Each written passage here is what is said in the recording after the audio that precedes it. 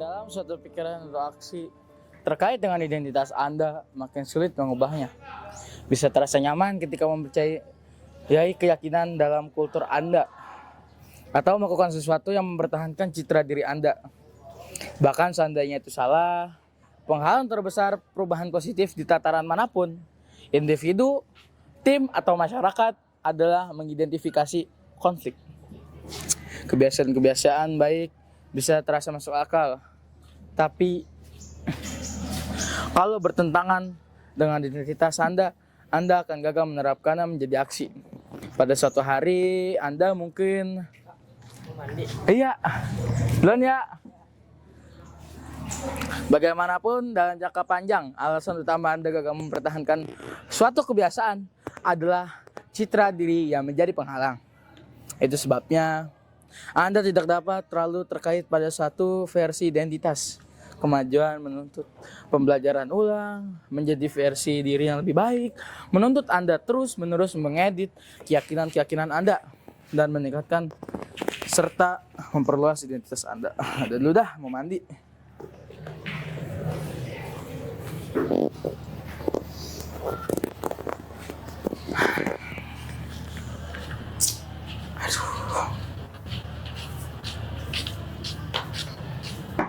Mandi Dahil. Ada Tamal. Oke, Surahya. Nanti kamu masuk kamar mandi pojok. Enggak. Ini dulu ya. Oke. Sambil nungguin kita baca buku dulu kali ya.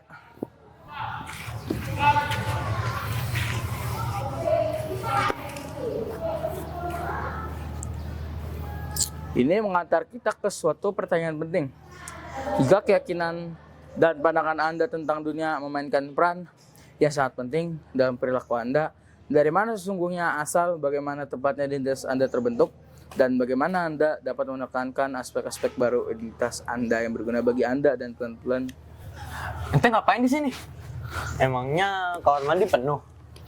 Tadi mah kamar mandi yang pojok kosong. Cuman waktu Anda pengen keluar ada yang mau masuk ke dalam. Anda kasih deh. Lah, kenapa nggak ente aja yang masuk kamar mandi pojok? Aduh, perut Anda mulus. Anda pengen BAB di kamar mandi satu aja. Emang apa bedanya kamar mandi satu sama kamar mandi dua? Kamar mandi satu itu WC-nya jongkok. Kok kamar mandi dua itu WC-nya duduk.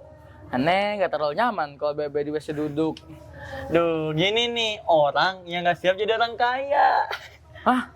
Maksudnya apaan? Apa hubungannya WC sama orang kaya? Duh, coba deh ente lihat WC-WC orang kaya.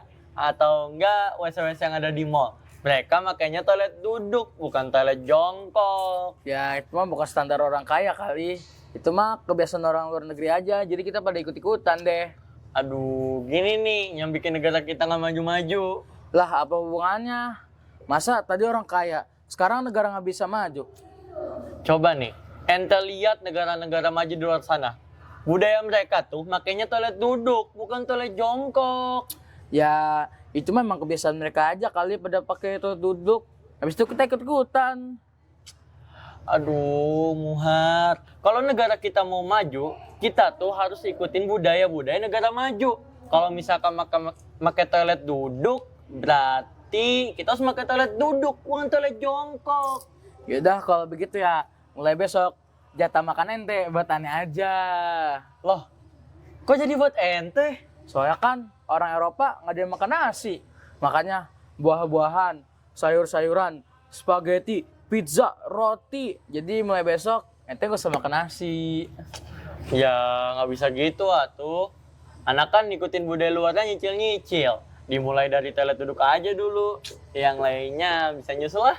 Ya dasar labil ente. Lagian ente seenaknya aja nunjukin maju nggak suatu negara. Kayak nggak suatu negara cuman berpatokan dari toiletnya. Yang harusnya jadi patokan kan otak, bukan tempat mereka buang hajat. Lagian ente tahu nggak sih kalau peradaban Islam pernah lebih maju daripada Eropa? Hah? Emang pernah? Pernah peradaban Islam lebih maju dari peradaban Eropa? Zaman kapan itu? Iya jelas pernah lah. Pada masa dinasti Abbasiyah, orang-orang Muslim pada zaman itu sudah menggunakan sabun untuk membersihkan diri. Sedangkan orang-orang Eropa pada masa itu sangat jarang mandi dan suka buang kotoran di depan rumah pinggir jalanan dan semak-semak. Sehingga pada zaman itu muncul sebuah wabah besar di Eropa sana, yaitu wabah Black Death. Jorok banget orang Eropa waktu itu.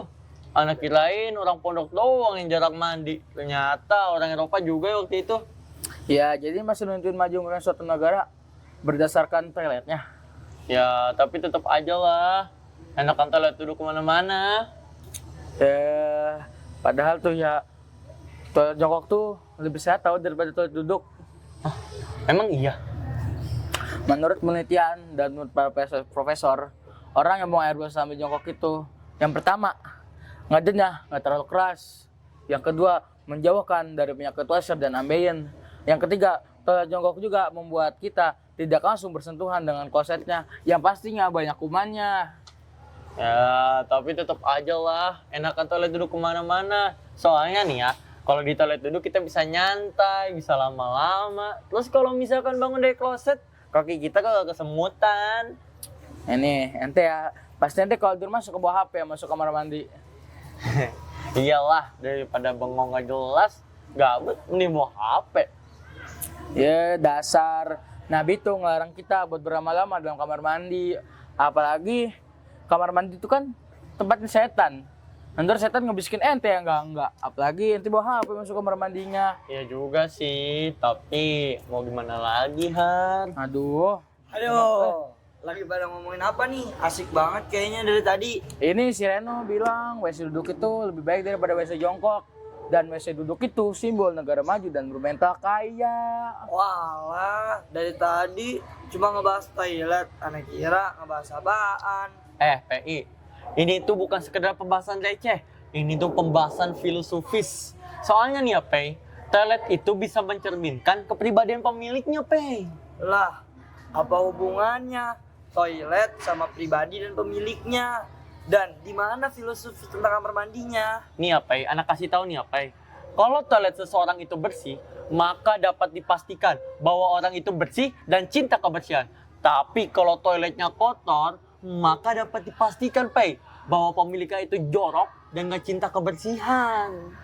Ya juga sih, pantes ya kita disuruh bersih-bersih kalau di pondok seminggu sekali. Ternyata biar jadi pribadi yang bersih. Betul itu. Lagian juga kalau dipikir-pikir tuh ya, kamar mandi tuh nabung semua keluh kesah kita. Habis itu kamar mandi tuh nabung semua hal kotoran pada diri kita. Mungkin buat orang-orang depresi tuh ya, kamar mandi tuh jadi tempat buat ngelampiasin stres. Tapi kalau diibaratkan orang tuh ya, kamar mandi tuh orang paling nerima kita apa adanya. Nggak mandang fisik, nggak mandang status, nggak mandang suku. Semua boleh masuk. Orang yang makan di warteg sama orang yang makan di restoran boleh masuk, nggak membeda-bedakan. Dan pilih kasih sama yang masuk ke dalam. Widih, keren. Jadi ketularan filsuf yoga ente kelamaan duduk depan kamar mandi. Ya, bukannya begitu. Ini mah udah kepikiran aja. Jadi, kalau begitu deh dari otak aneh. Emang sih, kalau menurut anak, emang agama Islam doang yang masalah kamar mandi. Pasti ada adab dan doanya. Maaf nih ya, Pei, tapi Ana nggak setuju sama perkataan ente, Pei. Menurut Ana nih ya, Islam tuh agak ribet aturannya. Masa iya kita mau masuk ke kamar mandi aja diatur-atur segala? Bayangin ya, Pei, kita mau masuk ke kamar mandi, Pei. Perut kita nih kebelet banget nih, Pei.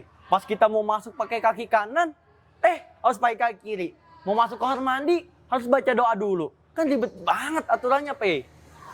Ya, Bahlul. Ya nggak gitulah cara mikirnya.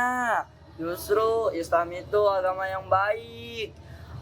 Mau kamar mandi, mau tidur, pasti ada adab dan doanya. Ibarat nih agama Islam itu udah buku manual, udah paket komplit. Jadi kita tinggal ngikutin aja biar selamat sampai dunia dan akhirat. Ya, tapi tetap aja, Pei, agama Islam tuh ribet aturannya. Nggak gitulah, Bahlul. Islam itu emang agama yang baik. Agama yang benar-benar baik. Jadi kita harus ikutin agama yang baik. Pokoknya sebelum apa-apa itu kita harus berdoa. Nauzubillahnya ente masuk ke kamar mandi terus kepleset terus meninggal dalam kamar mandi. Kan kalau misalnya lu doa, insya Allah kita bakal masuk surga. Betul itu. Lagian juga kan kita baca doa sebelum masuk kamar mandi supaya setan nggak bisa ngintipin kita pas lagi mandi. Tapi ente mau nih, pas lagi mandi nih, ente lagi sabunan nih, lagi cuci muka, lagi sampoan, tiba-tiba ngintipin setan. Iya, emang nggak mau najis. Ya juga sih, amit-amit deh. Kalau sampai meninggal cuman gara-gara kepleset di kamar mandi. Lagian, yang namanya rezeki, jodoh, sama kematian tuh kayak sepiring tempe. Kok tempe sih? Mau tau nggak kenapa? Kenapa? Karena nggak ada yang tahu. Tempe garing batar. Ya udah maaf. Wih, ini mah bukannya minuman viral ya? Yang katanya ada hadiahnya itu loh. Hah? Emang iya? Di bagian mana hadiahnya? Nggak ada. Itu lihat tutup botolnya, coba balik. Nggak ada ah. Yang ada cuma bacaan, coba lagi. Oh, berarti ente bawa tutup botolnya, terus tukerin deh sama botol yang baru. Lah, emang gitu ya? Perasaan nggak gitu deh. Coba ente perhatiin baik-baik tuh perintahnya, Peng. Setelah Ana perhatiin baik-baik sih, ini emang bacaannya coba lagi. Ya makanya ente bawa tuh tutup botol, terus tuker sama botol yang baru. Soalnya nih, Peng, kalau misalkan dia suruh kita beli yang baru, harusnya tuh tulisannya bukan coba lagi, tapi Anda belum beruntung. Atau enggak, silahkan beli botol yang baru, bukannya coba lagi, Peng. Wow, pemikiran luar biasa. Gak pernah kepikiran, aneh, di luar nalar. Ente nih ya, ente pasti dicari nama pimpinan, sudah ikut olimpiade, saking pinternya ente. Salahnya di mana emang? Emang gini nih, kalau santri kebangetan pinternya. Emang hadiahnya apaan sih dari tutup botol beginian doang? Katanya mah 1000-an sampai 5.000-an, ratusan, bahkan miliaran. Banyak juga tuh. Kalau misalnya dikumpulin, kita ngumpulin terus, nanti kita bisa dapat uang miliaran. Tapi kan dapetnya cuma 1.000, 2.000, 3.000, 4.000, 5.000. Ih, dikit banget. Lagian juga hampir ratusan juta atau miliarannya pasti lama. Ya, emang ada yang salah ya dari mimpi anak? Pei, ente jangan mimpi, Pei, dapat uang dari tutup botol, apalagi miliaran.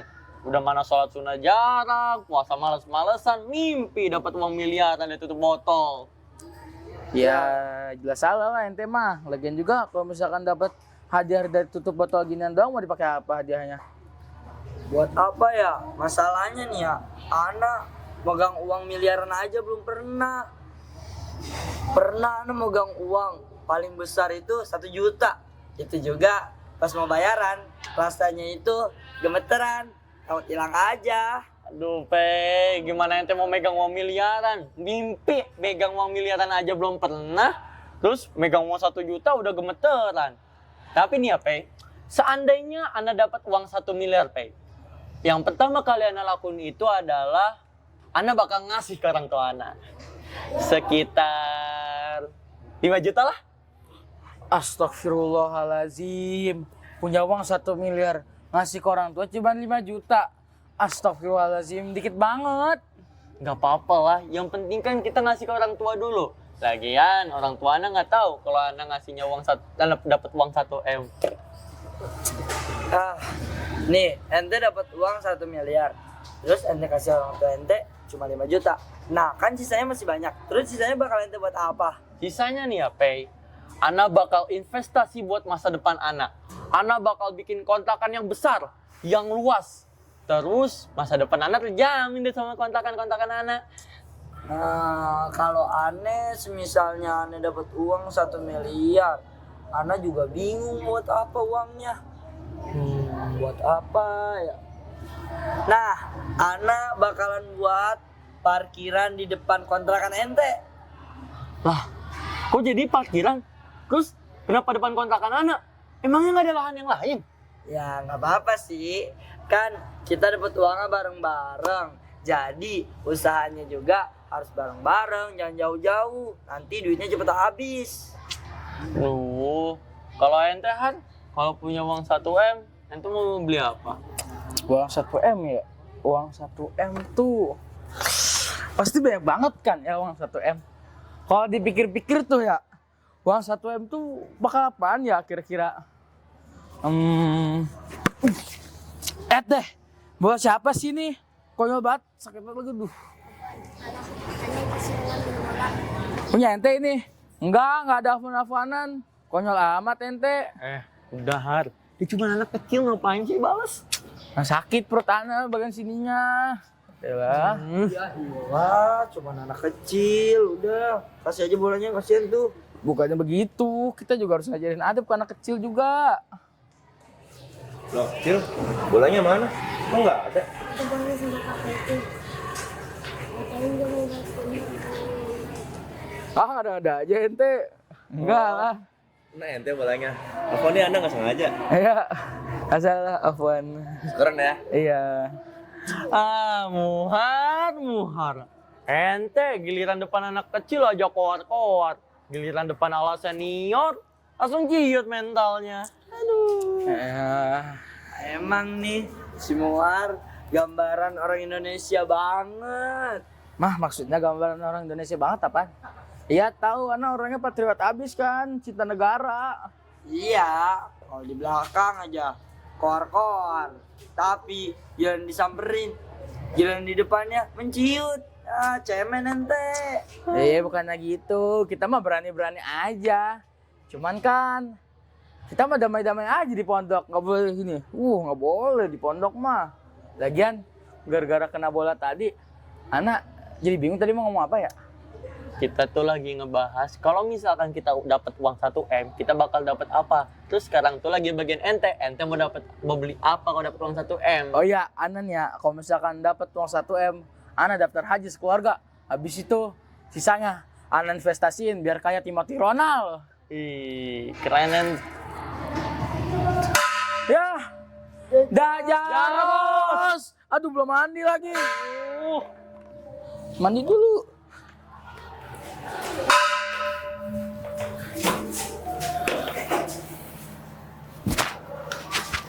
Duh, mana di keran kagak ada air.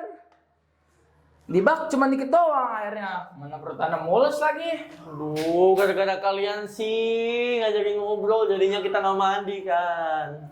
Kok jadi nyalain sih? Karena tadi datang buat ngobrol-ngobrol sama kalian. Nyesel nih ngobrol-ngobrol sama kalian. Udah, nggak usah masalah-salahan. Jadi gimana nasib kita mandi apa enggak? Mana perut Ana mulus banget lagi. Mau nggak mau kita nggak mandi. Kalau misalnya kita mandi nanti kita telat ke masjid. Kalau kita telat ke masjid nanti kita dihukum. Terus kalau misalkan nanti udah kebelet banget, itu kan harusnya sedikit tuh. Pakai aja, cukup kali kalau buat BAB doang mah. Yaudah ya, Ana BAB dulu ya. Perut Ana di ujung batin sakit banget.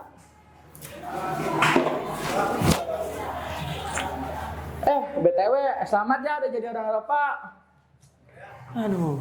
Emang sih, ente tuh sekarang beranin banget jadi orang Eropanya. Ya nggak gitu juga kali, Pe. Walaupun Anda pengen punya mental kayak orang Eropa, tapi tetap aja mandi tuh harus. Lagi pula orang Eropa, kalau misalkan bau badan gitu nutupinnya pakai apa ya mereka ya? Biasanya orang Eropa tuh nutupin badannya pakai parfum.